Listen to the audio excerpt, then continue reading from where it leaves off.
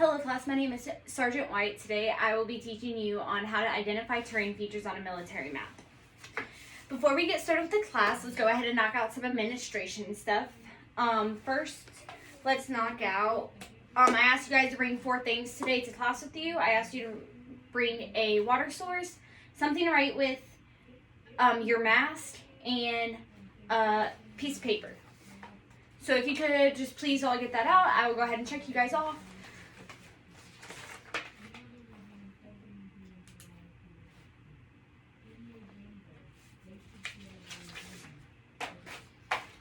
Alright, so now the overall risk level today is low. Obviously, some hazards are the coronavirus. We're pretty socially distanced in here, but if you cannot socially distance, I would ask you to put on your mask. Second, if there is a fire, we will go ahead and exit out of this room, down the stairs, and outside to the street. There are electric cords and electric outlets all around the room. You guys, there's no need to use them, so don't use them unless I ask you to. And then there are ceiling fans placed around the room.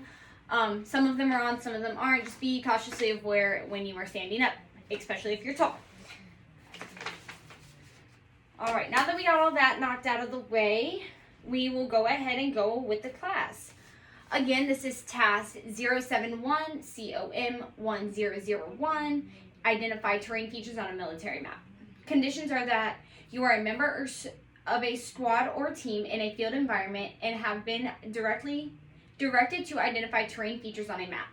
You have been given a 1 to 50,000 scale military map. Standards identify 5 major, 3 minor, and 2 supplementary terrain features on a military map. Just note that I don't have a 1 to 50,000 military map. I do just have a portion of a larger map. Special conditions are none, and then again, overall the safety risk level is low. Alright, so note that all terrain features are derived from a complex landmass known as a mountain or ridge line. The ridge line is not interchangeable with the term ridge. A ridge line is a line of high ground that usually with changes in elevation along its top and low ground on all sides, which a total of 10 natural or man-made terrain features are classified.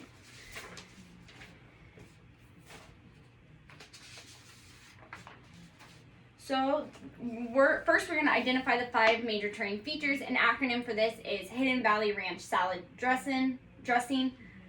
So first we're going to identify a hill. So note that a hill is an area of high ground from a hilltop, and the ground slope down in all directions. A hill is shown on a map by contour lines forming concentric circles, and the inside of the small closed circle is the hilltop. So here's a picture. You guys do all have these at your desk. Just follow along. If you have any questions, go ahead and let me know. So second is identifying a saddle. Note that a saddle is a dip or low point between 2 areas of higher ground. A saddle is not necessarily the lower ground between 2 hilltops. It may be a simple dip or break along a level ridge crest. If you are in a saddle, there is a high ground in 2 opposite directions and lower ground in the other 2 directions. A saddle is normally represented as an hourglass. So if you turn it this way, you can note that this does look like an hourglass. Third of all, we're going to identify a valley. A valley is a stretched out groove in the land that usually formed by streams or rivers. A valley begins with high ground on 3 sides and usually has a course of running water through it. If standing in a valley, 3 directions offer high grounds, while the 4th directions offer low ground. Depending on the size and where the person is standing, it may not be obvious that there is a high ground in the 3rd direction. But water flows from higher to lower ground. Contour lines forming a valley are either U-shaped or V-shaped to determine the direction water is flowing. Look at the contour lines. The closed end of the contour lines always point upstream or towards higher ground. Identify a ridge. Note that a ridge is a sloping line of high ground. If you are standing on the center line of a ridge, you will normally have low ground in 3 directions and high ground in 1 direction with varying degrees of slope. If you cross a ridge at a right angle, you will climb steeply to the crest and then descending steeply to the base. When you move along the path of a ridge, depending on the geographic location, there may be either an almost unnoticeable slope or a very obvious incline. Contour lines forming a ridge tend to be U or V-shaped. The closest end of the contour line always point from high ground. Lastly, we're going to identify a depression. A depression is a low point in the ground or a sinkhole. It can be described as an area of low ground surrounded by higher ground in all directions, or simply a hole in the ground. Usually only depressions that are equal or greater than the contour interval will be shown. On maps, depressions are represented by closed contour lines that have tick marks pointing towards low ground. Secondly, we're going to identify the 3 minor terrain features. Identifying the draw. Note that a draw is a course that is less developed than a valley. In a draw, there is essentially no level ground and therefore little to no maneuver room when it confines. If you are standing in a draw, the ground slopes towards 3 directions and downward, slopes upwards in 3 directions and downward in the other. A draw can be considered an initial form of a valley. The contour lines defining a draw are U-shaped or V-shaped, pointing towards high ground. Identifying a spur. A spur is a short, continuous slope line of higher ground, normally jutting out from the side of a ridge. A spur is often formed by 2 roughly parallel streams cutting draws down the side of a ridge.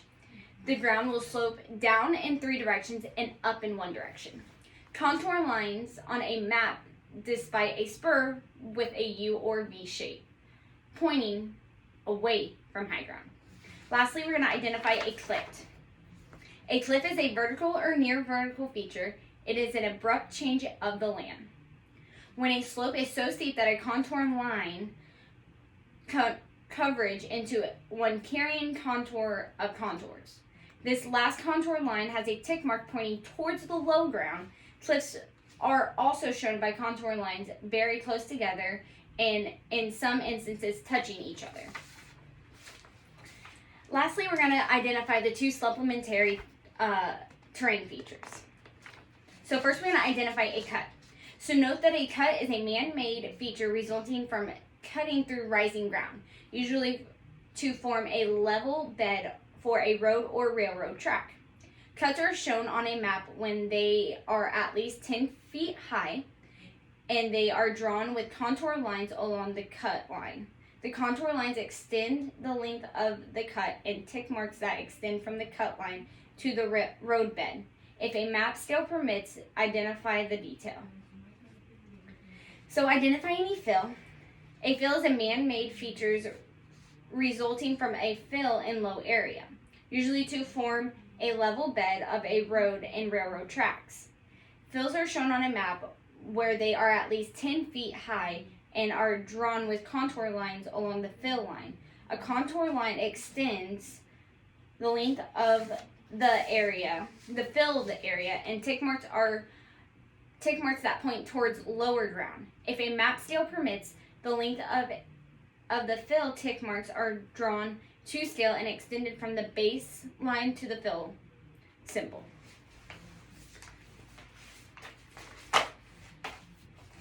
All right. So at this time, are there any questions? Okay, so at this moment, I'm going to give you guys about 5 to 7 minutes to practice, and then we will go on to testing and evaluating soldiers.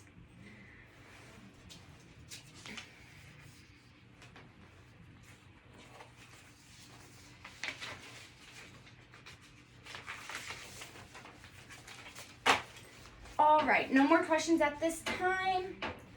All right, so the task is, again, 071 COM 1001, identify terrain features on a military map. The conditions are you are a member of a squad or team in a field environment and you have been directed to identify terrain features on a map. You have been given a 1 to 50,000 scale military map, and the standards are identifying the 5 major terrain features, 3 minor, and the 2 supplementary terrain features on a military map. Alrighty. So at this time, again, I want you guys, before we start testing, I would like for you guys to get those 4 items out: your mask, something to write with, paper, and a water source. And I'm going to check those off all again.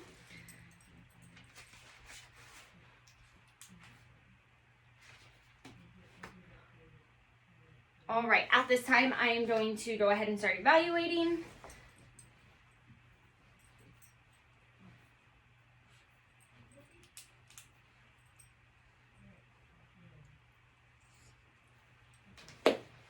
So at this time, there are 4 trained, 2 non-trained, and 3 that need to be retested.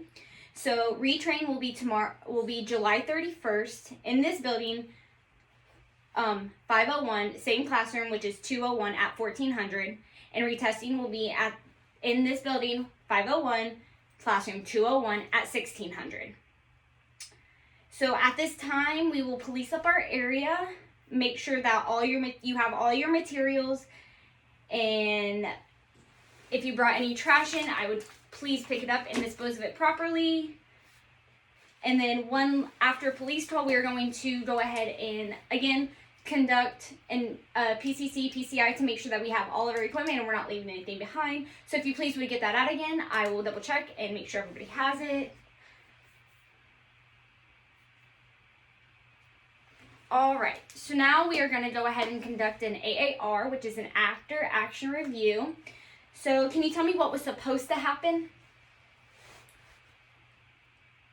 Okay, so what did happen? What do you think that I could do better next time? Okay, so what went right? What went wrong? And again, what can I do better? What can we do better as a class? Alrighty. So with that being complete, I'm going to make sure I have all my paperwork done. Alright, at this time, Sergeant Poston, I request that this training site be closed. Thank you.